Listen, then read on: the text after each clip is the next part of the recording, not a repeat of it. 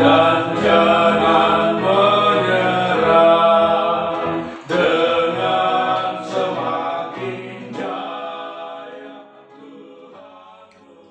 Shalom sahabat yang dikasihi Tuhan. Pembacaan firman Tuhan hari ini 2 Tawarik 9 ayat 1 sampai 31. Ketika Ratu Negeri Seba mendengar kabar tentang Salomo, maka dengan pasukan pengiring yang sangat besar dan dengan unta-unta yang membawa rempah-rempah, banyak emas dan batu permata yang mahal-mahal, datanglah ia ke Yerusalem hendak menguji Salomo dengan teka-teki. Setelah ia sampai kepada Salomo, dipercakapkannyalah segala yang ada dalam hatinya dengan dia. Dan Salomo menjawab segala pertanyaan ratu itu. Bagi Salomo tidak ada yang tersembunyi, yang tidak dapat dijawabnya untuk ratu itu. Ketika Ratu Negeri Seba melihat hikmat Salomo dan rumah yang telah didirikannya, makanan di mejanya, cara duduk pegawai-pegawainya, cara pelayan-pelayannya melayani dan berpakaian, juru minumannya dan pakaian mereka, dan korban bakaran yang biasa dipersembahkannya di rumah Tuhan, maka tercenganglah ratu itu. Dan ia berkata kepada raja, "Benar juga kabar yang kudengar dari negeriku tentang engkau dan tentang hikmatmu. Tetapi aku tidak percaya perkataan-perkataan mereka sampai aku datang dan melihatnya dengan mataku sendiri. Sungguh setengah dari hikmatmu yang besar itu belum diberitahukan kepadaku. Engkau melebihi kabar yang kudengar. Berbahagialah orang-orangmu dan berbahagialah para pegawaimu ini yang selalu melayani engkau dan menyaksikan hikmatmu. Terpujilah Tuhan Allahmu yang telah berkenan kepadamu sedemikian, hingga ia mendudukan engkau di atas tahtanya sebagai raja untuk Tuhan Allahmu. Karena Allahmu mengasihi orang Israel, maka ia menetapkan mereka untuk selama-lamanya dan menjadikan engkau raja atas mereka untuk melakukan keadilan dan kebenaran." Lalu diberikan kepada raja 120 talenta emas dan sangat banyak rempah-rempah dan batu permata yang mahal-mahal. Tidak pernah lagi ada rempah-rempah seperti yang diberikan Ratu Negeri Seba kepada Raja Salomo itu. Lagi pula hamba-hamba Huram dan hamba-hamba Salomo yang membawa emas dari Ofir, membawa juga kayu cendana dan batu permata yang mahal-mahal. Raja mengerjakan kayu cendana itu menjadi tangga-tangga untuk rumah Tuhan dan istana raja, dan juga menjadi kecapi dan gambus untuk para penyanyi. Hal seperti itu tidak pernah kelihatan sebelumnya di tanah Yehuda. Raja Salomo memberikan kepada Ratu Negeri Seba segala yang dikehendakinya dan yang dimintanya, melebihi yang dibawa ratu itu untuk raja. Lalu ratu itu berangkat pulang ke negerinya bersama-sama dengan pegawai-pegawainya. Adapun berat emas yang dibawa kepada Salomo dalam 1 tahun ialah seberat 666 talenta. Belum terhitung yang dibawa orang, saudagar-saudagar dan pedagang-pedagang. Juga semua raja Arab dan bupati-bupati di negeri itu membawa emas dan perak kepada Salomo. Raja Salomo membuat 200 perisai besar dari emas tempaan. 600 sikal emas tempaan dipakainya untuk setiap perisai besar. Ia membuat juga 300 perisai kecil dari emas tempaan. 300 sikal emas dipakainya untuk setiap perisai kecil. Lalu raja menaruh semuanya itu di dalam gedung hutan Libanon. Juga raja membuat tahta besar dari gading yang disalutnya dengan emas murni.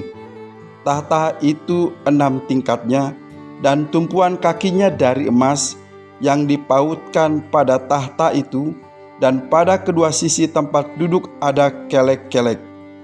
Di samping kelek-kelek itu berdiri 2 singa, sedang 12 singa berdiri di atas ke-6 tingkat itu sebelah menyebelah. Belum pernah diperbuat yang sedemikian bagi sesuatu kerajaan. Segala perkakas minuman Raja Salomo dari emas dan segala barang di gedung hutan Libanon itu dari emas murni. Perak tidak dianggap berharga pada zaman Salomo.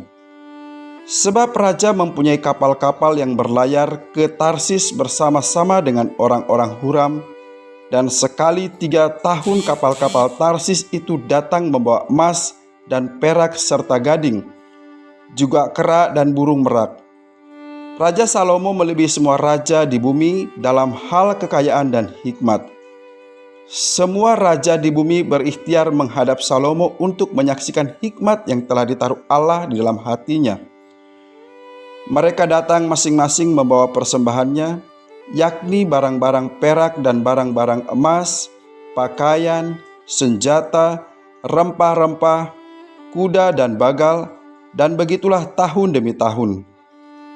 Salomo mempunyai juga 4.000 kandang untuk kuda-kudanya dan keretanya, dan 12.000 orang berkuda yang ditempatkan dalam kota-kota kereta dan dekat raja di Yerusalem. Dan ia memerintah atas semua raja mulai dari sungai Efrat sampai negeri orang Filistin dan sampai ke kapal batas Mesir. Raja membuat banyaknya perak di Yerusalem sama seperti batu, dan banyaknya pohon kayu ara sama seperti pohon ara yang tumbuh di daerah bukit. Kuda untuk Salomo didatangkan dari Misraim dan dari segala negeri. Selebihnya dari riwayat Salomo dari awal sampai akhir, bukankah semuanya itu tertulis dalam riwayat Nabi Nathan dan dalam nubuat Ahia orang Silo itu, dan dalam penglihatan-penglihatan Ido pelihat itu tentang Yerobeam bin Nebat? Salomo memerintah di Yerusalem atas seluruh Israel 40 tahun lamanya. Kemudian Salomo mendapat perhentian bersama-sama dengan nenek moyangnya, dan ia dikuburkan di kota Daud ayahnya. Maka Rehabeam anaknya menjadi raja menggantikan dia. Renungan firman Tuhan hari ini.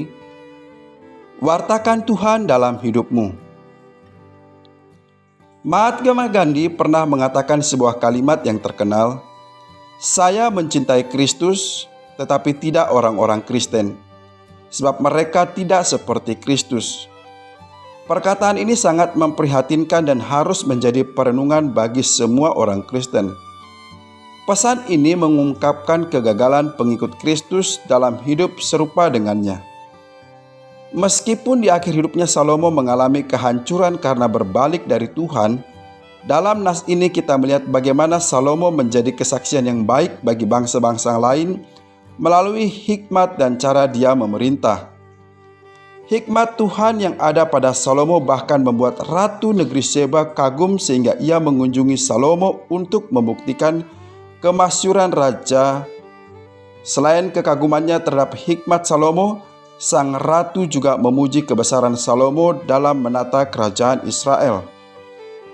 Bukan hanya memuji Salomo, Ratu Negeri Seba juga memberi pujian dan penghormatan bagi Tuhan yang menjadi sumber hikmat dan kekayaan Salomo. Ternyata keberhasilan Salomo telah mewartakan keagungan Tuhan kepada bangsa. Ingatlah bahwa Tuhan tidak hanya menuntut kita untuk taat, tetapi juga menjadi saksi bagi orang lain melalui cara hidup kita. Di dalam hidup ini kita dapat memilih untuk menjadi pewarta Tuhan atau batu sandungan. Pilihan hidup orang beriman tentulah menjadi kesaksian yang baik. Bukankah kita ini Injil Kristus yang terbuka bagi siapa saja?